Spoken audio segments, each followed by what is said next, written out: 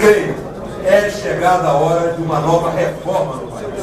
E essa reforma é uma reforma que não é tão complexa assim e que está madura.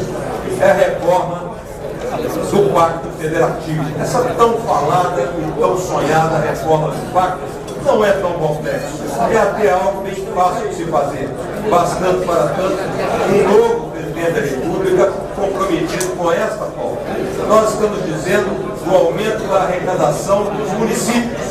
Os municípios que hoje recebem X milhões de reais, X mil reais por mês, haverão de receber 3 ou 4 vezes mais, dando aos prefeitos uma independência maior, uma capacidade maior de realizar, sem depender das emendas parlamentares, sem depender dos favores da administração pública estadual e sem precisar de fazer reivindicações aqui no governo federal. Podem fazer também para macroprojetos, mas terão o suficiente para fazer aquilo que é absolutamente essencial, que é realizar os planos prometidos nos palanques das eleições municipais.